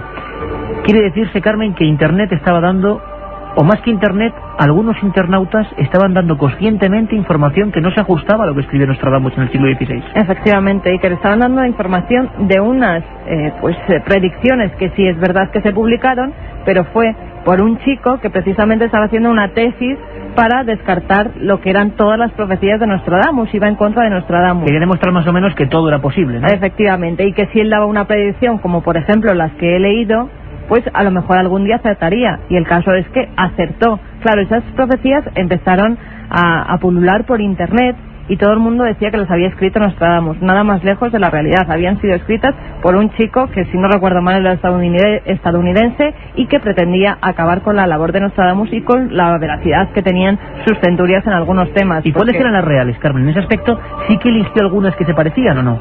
Sí, había algunas que se parecían y las verdaderas, por ejemplo en la Centuria 1, dicen: el nosogeo fuego del centro de la tierra hará temblar alrededores de Ciudad Nueva. Dos grandes rocas, largo tiempo harán guerra, luego Aretusa enrojecerá nuevo río. O hombre, también, claro, eso puede ser... Es que se puede interpretar de muchísimas formas, eso es lo malo de las profecías. Había otra en la Ciudad Nueva: pensativo para condenar, el pájaro de presa al cielo acaba de ofrecerse, después de la victoria los cautivos perdonar, Cremona y Mantua grandes males habrán sufrido. O sea, nada que ver con lo que abrió los telediarios y todo el mundo, pero es importante, ¿no?, el fenómeno social. Ocurre la mayor catástrofe, desde luego, del siglo XX-XXI, y si no me equivoco, y nos lo va a contar Santiago, la palabra que supera incluso al concepto más buscado, conceptos como Dios, como sexo, en Internet, en todo el mundo, es Nostradamus. Esperamos vuestras llamadas, vuestras opiniones, y además para hacer ese debate, ¿qué opináis de Nostradamus? ¿Farsante? ¿Auténtico farsante o se adelantó al futuro? Santiago, ¿es cierto que un medio tan frío como Internet puso Nostradamus en el número 1? Sí, de hecho, además, por aquella época yo estaba al frente de una página web, de un portal de Internet, y eso llegó a ser noticia incluso de los medios de comunicación especializados en Internet, como la revista Wired y todas estas, que en las fechas posteriores al 11S, más que Torres Gemelas, más que aviones, más que terroristas, la palabra que más buscaba la gente era Nostradamus. Realmente, si tenemos en cuenta la magnitud del hecho histórico que estaba sucediendo, la curiosidad de la gente que en muchas ocasiones recurría a Internet como medio de información en tiempo real, que realmente fuera lo que tenía que decir Nostradamus en ese momento, lo que más interesase al mundo. Dice mucho eso, dice muchísimo sobre este tema. Es apasionante, compañeros, meternos en un personaje como Nostradamus. Tengo que decir que, a pesar de que hemos hablado de Vlad Tepes, haremos un programa de los vampiros, por supuesto, no tiene nada que ver. Hemos hecho varios de Psycho-Killers. A pesar de que hablemos de Nostradamus, hablaremos de profecías más veces, por supuesto. Solo son las biografías de algunos personajes que generan una magia como la que estamos viviendo, ¿no? Y sobre todo, Iker, yo creo, a raíz de lo que decía Santi, es verdad que la gente enseguida recurrió a las profecías. Cuando hay un gran desastre, se recurre a ver qué han dicho nuestros antepasados, los profetas. Y la gente en realidad tenía miedo. Yo me decidí a hacer este artículo precisamente por eso, porque a mí me estaban escribiendo desde Internet personas que realmente tenían miedo. Esto ya estaba escrito, busca algo más a ver si nos tratamos. Este artículo que hiciste, que fue el primero que refutaba en España las profecías, hay que decirlo, y fue así, se publicó a las horas de esa misma noche, y tuvimos miles de visitas. Estaba hecho para el portal, amigo de este programa, para ikerjimenez.com, se llamaba, mira, lo tienes aquí, Carmen, ya estaba escrito, y hacíamos una biografía de Nostradamus, y nos dimos cuenta de que de todo el mundo, hasta Hungría, Ucrania, gente que no leía el castellano, estaban entrando simplemente tras la búsqueda en el árbol de Nostradamus. Carmen, si me permites, y si me permites, Santiago, vamos a ver qué nos cuenta, y seguimos viajando por el mundo, José María Patiño desde Francia, porque ha coincidido, yo no creo en la casualidad, que hacemos este programa y se celebra el quinto centenario de la muerte, del nacimiento, 1503 creo que es, ¿no? 1503, el nacimiento, no la muerte, de Michel de Nostradamus. ¿Qué ha pasado en su pueblo? Hay un pueblo donde él nació. ¿Qué piensa la gente? ¿Sigue siendo número 1 en ventas Nostradamus? ¿Qué va a ocurrir? Nos lo cuenta José María Patiño. El quinto centenario del nacimiento de Michel de Notre Dame no está teniendo tanta repercusión en los medios de comunicación franceses como los aniversarios de las muertes de cantantes populares como Jacques Brel o Edith Piaf. No obstante, el enigmático profeta tiene sus seguidores aquí en Francia. Sus profecías figuran entre los libros más vendidos, así como su biografía novelada en 1997, Pont-Charles de Fontbrun, en el que el médico renacentista relata a su hijo César los principales avatares de su vida y algunas de las principales profecías que culminan en 2025, año en el que comienza una era de paz universal. Tras el boom provocado por el cambio de milenio, un nuevo libro, Profecías de Nostradamus, del escritor provenzal Jean-Paul Kleber, sale a la venta en Francia el próximo lunes. Tan significativo aniversario no ha pasado tampoco en vano. La localidad que le vio nacer, Saint-Rémy de Provence, desarrolla una serie de actividades desde la pasada primavera y estos días todavía acoge la exposición sobre el contexto histórico en el que desarrolló su trabajo Nostradamus. Nacido el 14 de diciembre de 1503, Michel de Notre Dame sintió mucho apego hacia sus abuelos, Jean de Saint-Rémy y Pierre de Notre Dame, ambos médicos del rey Renato y de su hijo duque de Calabria y Lorena, quienes le inician en la medicina y en la astrología. Amargado por la pérdida de su familia durante la peste bubónica que asoló Francia, se vuelca en las profecías que le supondrían el respeto de la aristocracia de la época y que compiló en un libro de 10 volúmenes que en 100 cuartetas desarrollaban 1000 profecías, algunas de ellas bien conocidas como la Revolución Francesa, la llegada de Napoleón, la Segunda Guerra Mundial o la muerte de Kennedy. Utilizado en exceso por charlatanes y videntes, su persona y sus profecías fueron objeto de debate en la Biblioteca Nacional François Mitterrand esta pasada primavera por diversos profesores de las universidades de París. Emmanuel Puil, de la Escuela de Ciencias y Técnicas, aseguraba que el lenguaje ambiguo de las profecías que manejaba Nostradamus ha posibilitado su posterior manipulación y por eso sugiere aprovechar toda la sabiduría que sobre el Renacimiento guardan sus cuartetas. Milenio 3. Periodismo de lo desconocido. En la SER.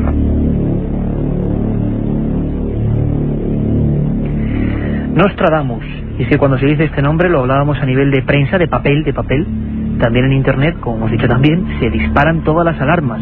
Y es que ya está aquí Katia Rocha con un montón de preguntas, muchas de ellas de Nostradamus y muchas de Hitler, ¿verdad, Katia? Sí, es impresionante lo que preguntan los oyentes por Nostradamus y por Hitler. Se ve que interesa mucho el tema. Recordamos que sorteamos 3 libros a los que nos envíen los mensajes al 7640, palabra clave milenio, y el texto que nos quieran poner. Uno de ellos es el de César Vidal, Nuevos enigmas históricos al descubierto, editado por Planeta. El enigma nazi de José Lesta es otro de los libros que vamos a regalar dentro de la colección El Archivo del Misterio, editado por EDAP. Y el otro libro que sorteamos es Santiago Camacho, 20 grandes conspiraciones de la historia, editado por La Esfera de los Libros. Preguntas de Nostradamus. Vamos allá, Katia. José Manuel, os sigo desde el primer programa. Me gustaría saber si Nostradamus dice algo del Papa y si el siguiente será ya el último. ¿Sabéis algo? Al respecto es Malaquías, parece el que tiene más... Sí, Malaquías es realmente el experto en Papa. Nostradamus, lo que está acertando últimamente, que parecía muy lejos, era cuando hacía referencias a una gran conflagración entre Oriente y Occidente, que en los años 70, 80, 90, la gente decía, bueno, esto ya, pues porque él estaba un poco obsesionado con los musulmanes y tal. Y mira por dónde va a resultar que sí. Lo bueno que tiene es que señalaba que el rey de España tendría un gran papel en esa contienda como mediador y como persona de conciliación.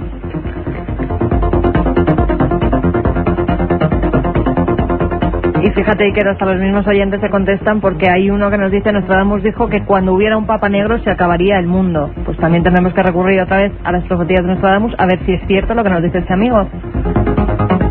Bueno, incluso más, dicen que la muerte del Papa la predijo para el 13 de diciembre, aunque no dice el año, un día antes del nacimiento del profeta hace 500 años. Es muy curioso porque hay gente, y eso lo vivimos los que conocemos un mínimo el tema, ¿no? Es que hay gente que reinterpreta, es decir, pero gente aquí en España también, sí, que hace libros, que reinterpreta y que da un sentido a las profecías que yo no creo que estén tan claras. Por ejemplo, poner una fecha concreta para la muerte del Papa. Hay muchas personas que sobre esas profecías dan un sentido apocalíptico que a mucha gente les asusta, la verdad. Por internet están circulando. Nostradamus despierta. Sí, vamos, para mí Daniel, por ejemplo, nos decía que sí, da la fecha del fin del mundo también. Hay varias fechas para el fin del mundo que se han confundido también. Nos hablaba del año 99, una de ellas, ¿no? Sí, una de ellas sí, precisamente por un gran meteorito que iba a caer en la Tierra, pero como hemos visto... Pero claro, hay quien dice que es 1999, y quien dice que es 2027, y quien dice que es, claro, no acabamos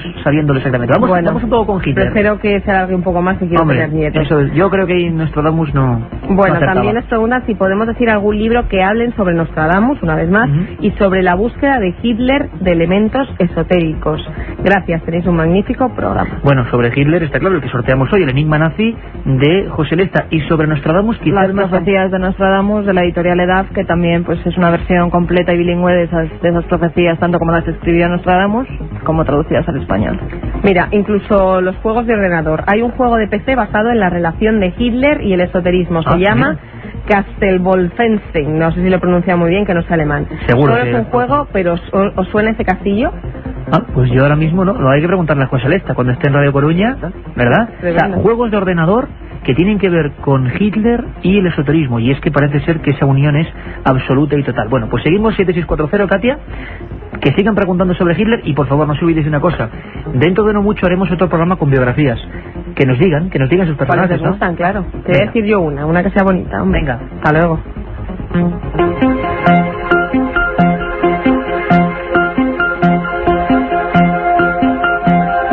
Dentro de nada, apenas minutos, vamos a estar con otro invitado, otro buen amigo, otro hombre que se ha pasado mucho tiempo investigando las conexiones de Hitler y el esoterismo. Cuánto se ha escrito, pero qué bien lo ha resumido José Leste en el enigma nazi. Carmen, hablando de Nostradamus, parece ser que la utilización va a continuar de sus profecías. ¿A ti qué es lo que más te ha llamado la atención? Quizá hay una, Santiago y Carmen estaréis conmigo, que es la bandera que todo el mundo habla de Nostradamus, que predijo su propia muerte. ¿Qué hay de cierto y qué de invenciones? Es más, incluso mira, ahora mismo nos lo está preguntando Manuel de León. ¿Es verdad que predijo su muerte? Nos lo están preguntando a través de ese 7640. Pues hay una de esas cuartetas en la que, si queréis, os la leo. Vamos allá. A su retorno de la embajada, el obsequio del rey puesto en su sitio. Nada más hará. Irá a reunirse con Dios. Parientes cercanos, amigos, hermanos de sangre le encontrarán, completamente muerto, cerca de la cama y del banco.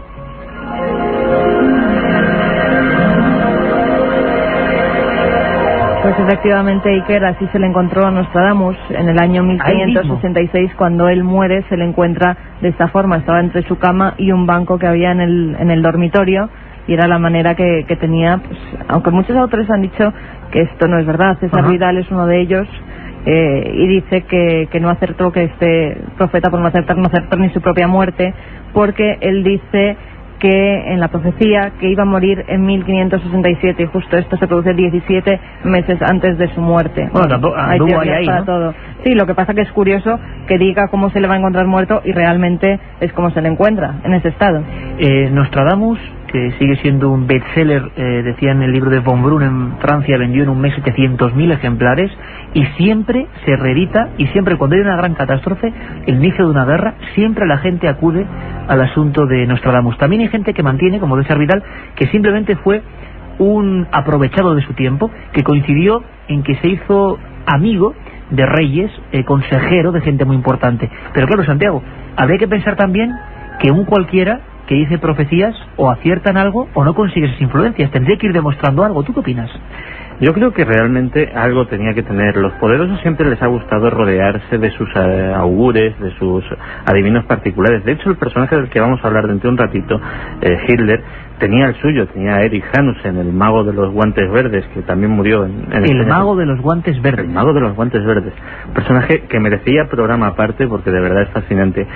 Y de hecho, pues por ejemplo, este hombre tampoco era un charlatán, predijo ni más ni menos, hay quien dice que eso fue la causa de su muerte, el incendio del Reichstag, que fue hecho por los propios nazis para culpar al Partido Comunista y así hacerse con el poder total en Alemania.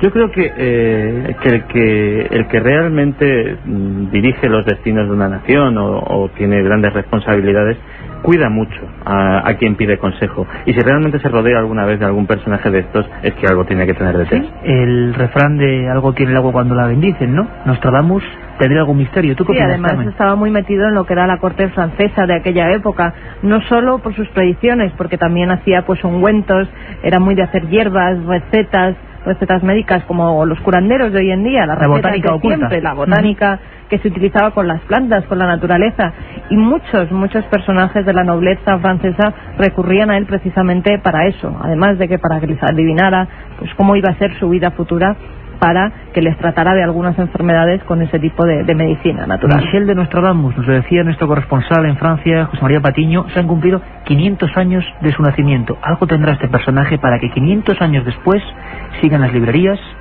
siga en internet, siga en la mente de muchas personas y siga incluso, como ahora, en las ondas de la radio.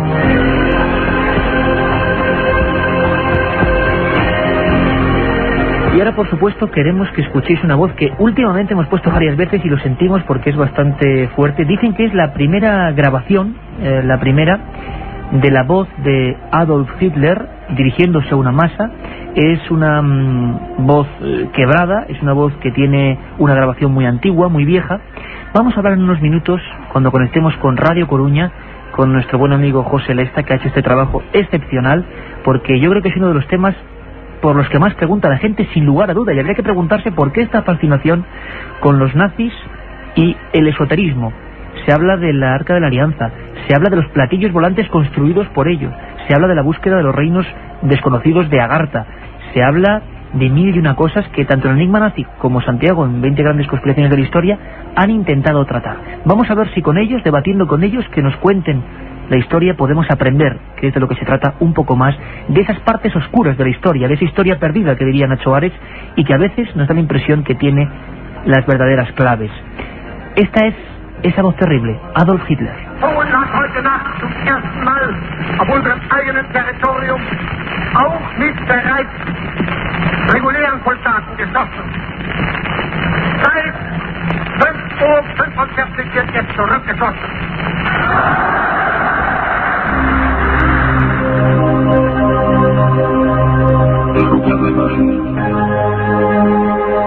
Una masa enervada y el inicio de una de las épocas terribles para el viejo continente, para Europa. Sabemos todos lo que dice la historia oficial, los hechos concretos de la Segunda Guerra Mundial, del ascenso terrible y vertiginoso de Adolf Hitler al poder. Quizá haya cierta relación con ese personaje con el que iniciábamos esta noche especial, Vlad Tepes, Vlad Drácula, una política del terror, pero que engancha a todo el mundo con un sentido muy concreto de la justicia o de la ley casi divina. Lo cierto es que hay áreas que no se conocen para nada, que Adolf Hitler, con todas las barbaridades que realizó, parece que tenía intereses muy concretos en el mundo de la magia, del esoterismo, del más allá. ¿Es algo casi contraproducente o no? Vamos a descubrirlo esta noche. Creo que nos escucha ya en Radio Coruña, en la cadena SER, allí en Galicia, el autor del enigma nazi, el secreto esotérico del Tercer Reich, que tengo entre las manos, que se ha agotado en apenas un mes y que realmente, bueno, es un estudio pormenorizado. Solo va a dar tiempo a contar algunas cosas, claro, haremos más programas de este misterio. Don José Lesta, buenas noches, amigo. Hombre, don Iker, un fuerte abrazo desde Coruña y un saludo de verdad a todo el equipo, a Carmen, a Katia y a todos los que están detrás de Milenio 3. Claro que sí, tienes aquí además a un buen compañero, Santiago Camacho, que también como tú se ha metido, ¿no?, en las arenas movedizas. ¿Por qué atrae tanto, José, la figura de Adolf Hitler relacionada con el asunto del esoterismo? ¿Por qué nos pueden preguntar miles de personas en estas últimas semanas por ese tema? ¿Tú qué crees? Yo creo, primero, porque desgraciadamente creo que el mal atrae, ¿no? Y si hay alguien que encarna el mal, y lo encarnó en el siglo XX, y además cambió totalmente ese siglo, fue Hitler.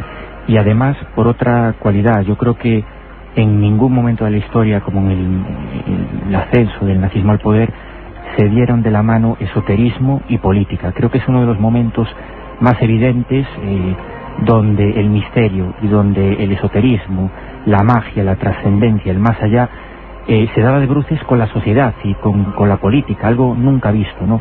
Lo veíamos desde los estandartes, la propia Cruz Gamada, hasta los mítines estudiados de Nuremberg, o incluso los símbolos que llevaban en las solapas los soldados de la Wehrmacht en la Segunda Guerra Mundial. Todo estaba absolutamente estudiado y todo obedecía a un fervor de tipo místico y religioso, sin ningún tipo de duda. Yo estoy absolutamente convencido.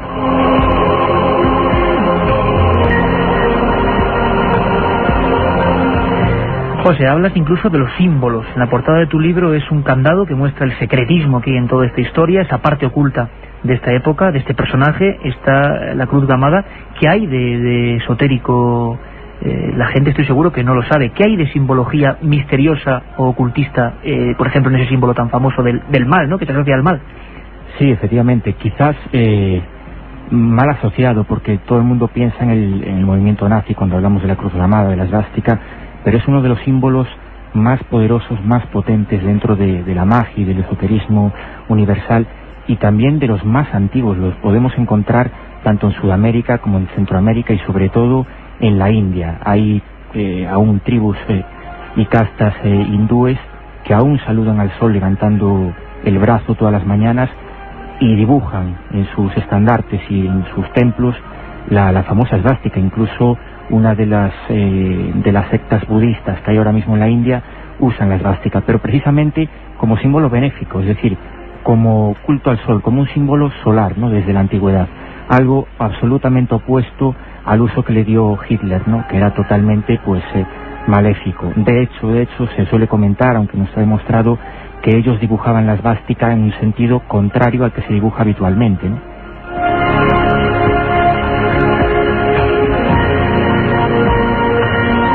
Habláis tanto José Lesta como Santiago Camacho de una sociedad secreta tremenda, la sociedad satánica Thule. Santiago, ¿qué es esto? ¿Hubo un grupúsculo de iniciados que tienen mucho que ver con Hitler y con su ascenso al poder o qué es? Cuéntanoslo. Bueno, Thule realmente es la plasmación de un proceso muy largo, de un proceso que dura desde principios del siglo XIX hasta bien llegados los años 30. Y es un movimiento, digámoslo así, por definirlo de alguna manera, de segregación cultural, de apartar a Alemania de todo lo que ha sido la tradición judeocristiana, volver a sus raíces germanas, a sus raíces paganas, y rechazar pues todo lo que había sido impuesto por la religión católica o por el cristianismo en general. Es un movimiento en el que el nacionalismo más extremo, el sentimiento de raza elegida, se mezcla precisamente pues con un retorno a las creencias mágicas precristianas, a las runas, a la magia céltica, y a su vez todo ello con un barniz del nuevo esoterismo del siglo XIX, de las teorías de Papus, de los grandes esoteristas Rosacruces. Todo eso mezclado en una coctelera da un poquito, con diferentes dosis, hay más dosis de nacionalismo, más dosis de religiones nórdicas, etcétera, etcétera, pero en diferentes dosis mezclamos todos esos ingredientes y al final nos termina dando esa sociedad secreta, esa sociedad Thule, que termina teniendo un poder tremendo en la política alemana, incluso previa al advenimiento del Tercer Reich. Apuesta muy fuerte por Hitler, apuesta muy fuerte por ese movimiento nacional socialista, y luego más tarde se cobra esa apuesta e influyen muy decisivamente pues en todo lo que estaba diciendo José, que es precisamente en todo ese aspecto ya completamente apolítico, incluso a religioso, en ese aspecto directamente mágico que adquiere el Reich de Hitler. La gente continúa preguntando, Carmen, y demostrándonos que Hitler es un personaje absolutamente esencial en el mundo del misterio, parece ser, o en lo más ocultista o en lo que desconocemos, ¿no? Sí, sobre todo porque preguntan casi siempre en relación con el esoterismo nazi. Por ejemplo, Tony de Barcelona nos dice que hay de cierto en que Hitler se rodeaba de cabalistas. José, hay de cierto eso, parece ser, tú cuentas en tu libro, que desde muy joven Hitler, incluso desde que vivía en Linz, en Austria, si no me equivoco, tenía una obsesión con ese mundo que contaba Santiago Camacho, con las leyendas incluso precristianas, con una historia mitológica. Esto puede hacer que luego se rodeara, entre comillas, de cabalistas, de simbologistas, de magos. Sí, se rodeó de gente como Erich Jan Hanussen, astrólogos, o por ejemplo cabalistas y mentalistas como Karl Maria Williwood. Pero es que en la propia cúpula del partido nazi, por ejemplo, Himmler, el jefe de las SS, era quizás aún más, tenía más obsesión por el tema del esoterismo, y no era el único. Alfred Rosenberg, uno de los filósofos del nazismo, que también formaba parte de la cúpula nazi, formó parte de esa sociedad secreta a la que aludía Santiago, al grupo Thule. El propio Hitler no solo estaba obsesionado desde joven, sino que fue hermano visitante, estuvo en los círculos externos de ese grupo, ¿no?, ya en el año 22, pero efectivamente era un personaje absolutamente obsesionado por el esoterismo. Se leía y consumía de una manera voraz todo lo que son la mitología y los cuentos del paganismo germano, y por supuesto para él Richard Wagner, el compositor alemán que escribía sobre el Parsifal, sobre el Grial o sobre los Nibelungos, pues era un ídolo para Hitler, ¿no? Con esa base ya te puedes imaginar lo que sucedió después. Él, cuando era un pintor de acuarelas absolutamente anónimo y prácticamente un indigente por las calles de Viena en 1911, pues entraba de vez en cuando en el Palacio del Hofburg, en el Palacio Imperial, y se quedaba prendado cuando veía, por ejemplo, la lanza de Longinos. Había una auténtica obsesión con esa lanza, ¿no? Absoluta, un objeto mágico quizás, quién sabe. Bueno, yo te puedo decir que, por ejemplo, una persona cercana a mí, un pariente mío, pudo observarla y fotografiarla directamente en el verano del 2001 allí, en el Palacio Imperial. Quizás ahora mismo tienen una copia, no tienen el original, pero Hitler, quizás en su época sí tenían el original. un objeto... Hay que decir, José, para que no diga... exacto, la lanza con la que atravesaron el costado de Jesús de Nazaret, ¿no? Una lanza que tiene una historia apasionante, con la que probablemente atravesaron el costado de Jesús y que después, a lo largo de los siglos, fue bailando de mano en mano. Personajes importantísimos como Carlomagno o Constantino la tuvieron y la empuñaron en momentos claves de la historia, para bien o para mal. Hitler se creyó poseedor de ella, creyó que tenía derecho a empuñarla y a ordenar el destino del mundo con ella, por supuesto para mal, y de hecho pudo hacerse con ella y se la robó a los vieneses y se la llevó a Nuremberg, donde la custodió hasta el final de la guerra. Es una historia absolutamente apasionante.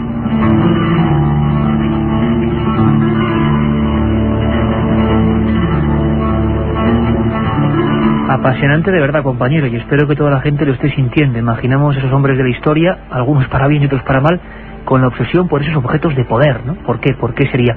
Hay una pregunta que se está repitiendo y ahora enseguida vendrá Katia Rocha con un montón, con una batería, tanto para Santiago como para ti, José. Pero hay una pregunta, Santi, si me permites, que es interesantísima, que son las, vamos a llamarlo así, comisiones, ¿no? O viajes de los partidarios de las SS con misiones realmente alucinantes. Una de ellas, por ejemplo, la búsqueda del Arca Perdida. Y sé que es una película, pero fue real, ¿no?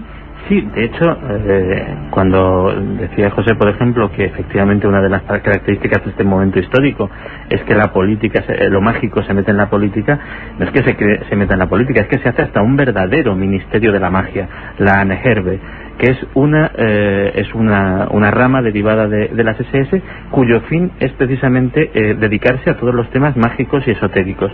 Recopilan documentos alquímicos por toda Europa. Se van a Sudamérica a buscar, Fernando Jiménez del Oso lo ha relatado tantas veces, el Chiliwinki, el bastón de poder de los antiguos moradores precristianos. Se van a buscar el Arca de la Alianza, se vienen a España concretamente convencidos de que aquí está el Santo Grial, se busca esa lanza de Longinos y al final se obtiene con la anexión de Austria. Incluso se va al Tíbet a buscar Agartha, a buscar la fuente de la sabiduría de los antiguos, la ciudad perdida donde los grandes sabios lamas dirigen el mundo supuestamente. Y curiosamente se cuenta en El Retorno de los Brujos, entre muchos libros, como cuando los rusos entran en Berlín, en la sede de las SS, encuentran a media docena de soldados muy especiales, soldados de raza tibetana, soldados que no llevan insignias de ningún tipo salvo el uniforme de las SS y que se han suicidado con una daga ritual tibetana. ¿De dónde salieron? Nadie lo sabe. Historias francamente increíbles de esas búsquedas. José Lesta, autor del Enigma Nazi, del Archivo del Misterio de Editorial Edad, ¿se sabe algo de qué posibilidades de éxito tuvieron esas comisiones? ¿Se sabe si en algunos momentos llegaron o creyeron llegar al objetivo? Hablamos de elementos, claro, tan simbólicos como el Grial, el Arca de la Alianza. Yo recuerdo en Argentina hace unos cuantos años, en uno de los lugares más desolados de Argentina, el Cerro del Uritorco, que habían estado por ahí algunos exiliados buscando detrás la senda de algunos objetos de poder, ¿no? Herminio de Oviedo nos lo preguntaba, ¿buscó Hitler el bastón de mando en Argentina? Sí, exactamente. Es increíble, o sea, designaron dinero, esfuerzo, fe en lo que ellos creían para buscar estos objetos. ¿Qué sabemos de cómo acabaron esas misiones, José? Pues mira, esa es la pregunta del millón. Sabemos que las expediciones existieron y sabemos, por ejemplo, que el bastón de mando se buscó en Argentina, que buscaron el Grial prácticamente en medio mundo, en Tenerife, en Lanzarote. Y te voy a dar quizás dos primicias. Bueno, una la comento en el libro con respecto al Arca de la Alianza. Es curioso que ahora sabemos que en España, efectivamente, como decía Santiago, intentaron generar el inicio de la búsqueda y de las excavaciones del Arca de la Alianza. Concretamente, el jefe del servicio de inteligencia nazi, Canaris, vino a Madrid, vino al Museo Arqueológico y venía con una vieja carpeta de cuero, una vieja carpeta con anotaciones. Lo custodiaron dos agentes del servicio entonces de inteligencia militar, que era nuestro servicio secreto. Esto te puedo asegurar que fue así, Iker. Y en esa carpeta, curiosamente, tenía anotadas piezas arqueológicas que los españoles trajimos en 1871 en la fragata Arapiles, directamente de Egipto, de excavaciones arqueológicas en Egipto. Bueno, pues bien, Canaris mandó fotografiar esas piezas, se las llevaron nunca más se supo de ellas y curiosamente 2 meses más tarde en el norte de África, en Egipto y también en Túnez, Herbert Brown comenzó las excavaciones en busca del Arca de la Alianza, aunque parezca increíble es así, y basada en esas piezas que estaban en el Museo Español. Y te cuento otra primicia que sí no sale en el libro y que me acabo de enterar pues hace 2 semanas escasas que estuve en Barcelona, precisamente por el tema del Grial, ¿no? Otro talismán, quizás el mayor talismán buscado por los nazis. Sabemos que estuvieron en Montserrat, en la montaña mágica de Cataluña, buscándolo. Sabemos que estuvo Himmler, el jefe de las SS, en el año 40, que destrozaron puertas para buscar las galerías ocultas del supuesto lago subterráneo que hay bajo la montaña mágica de Montserrat. Pero sin embargo, Iker, te puedo decir como te digo, una primicia. Existe una cinta de la persona que fue el traductor del alemán al español de Himmler en ese día, ¿no? Y esa persona, desgraciadamente, no pude dar con ella, hace un año que está muerta, pero sí supe de la existencia de esa cinta y de lo que se dice en ella, ¿no? En esa cinta él asegura, y te digo, él era el traductor de Himmler, ¿no? Era uno de los sacerdotes allí. Él asegura que Himmler le preguntó 2 veces por el Grial. Su obsesión en Barcelona, en Montserrat, era no solo dar con el lago subterráneo, sino saber dónde estaba el Grial. Era una obsesión absolutamente total. Él llevaba un maletín, es curioso, ¿no? Esto es una anécdota curiosa. Llevaba un maletín con libros de Otto Rahn. Otto Rahn probablemente era el mayor especialista del Grial dentro de las SS, y además en ese maletín parece ser que iban mapas con la Montserrat oculta, con la Montserrat de las galerías, de los túneles. Pues bien, gracias a un espía del servicio secreto inglés, en el Hotel Ritz lograron sustraer ese maletín y por lo tanto no pudieron seguir en esa búsqueda los nazis. Pero como te digo, en España buscaron el arca y el Grial. Que sí, yo creo que la varita mágica de Hitler, su don era el verbo, era la palabra. Era curioso porque no se prodigaba tanto digamos, no había televisión, pero sí en imágenes de cine, lo que sería en su época el nodo alemán, sino que tenía más fuerza, tenía más potencia, y los nazis lo sabían, los del partido nazi, por la radio, curiosamente, ¿no? Era un orador nato, probablemente de los pocos que hubo en siglos, ¿no? Y era desgraciadamente su don y su poder. Se basaba todo en la palabra. Cuando salían estandartes y desfiles por Nuremberg y en Berlín, pues había un retrato de Hitler, y en el fondo el retrato al principio era el verbo, ¿no? La famosa frase de la Biblia, porque era, como te digo, el poder. Y un poco, si me permite, Iker, hablando de esa ceguera histérica famosa de que hablaba Santiago, ¿no? Yo estoy totalmente convencido de que eso fue lo que ocurrió. Era un personaje probablemente esquizofrénico, y de hecho Rudolf Hödel, el médico, el psiquiatra que lo trató, murió a los 6 meses de que los nazis entraran en el poder, probablemente asesinado, porque era totalmente buscado y custodiado por la Abwehr, por el servicio secreto nazi y por la Gestapo, por la policía de Hitler, ¿no? Porque él tenía esos papeles que documentaban que probablemente era un enfermo mental, un esquizofrénico. Increíble. Katia, ¿no hay tiempo para más? ¿Damos los ganadores de esos 3 libros? Pues una pena, porque hay un montón de preguntas interesantes. Seguiremos con el tema, segurísimo. José Manuel, que nos decía que nos seguía desde el primer programa, premiando su fidelidad, y que nos preguntaba que si Nostradamus dice algo del Papa y si el siguiente iba a ser el último, es el ganador del libro de José Lesta, El enigma nazi. También Manuel de León, que nos decía que había leído el libro del enigma nazi de Santi Camacho. Preguntaba por Hitler, para él será el enigma histórico de César Vidal. Y para Mireia La Torre Zarcero, es el libro de 20 conspiraciones de la historia de Santi Camacho, que nos decía, que es una gran seguidora del programa, y nos pedía biografías de Leonardo da Vinci. Bueno, seguiremos y hablaremos, Katia, de los personajes que nos han pedido, que han sido muchos, haremos programas especiales.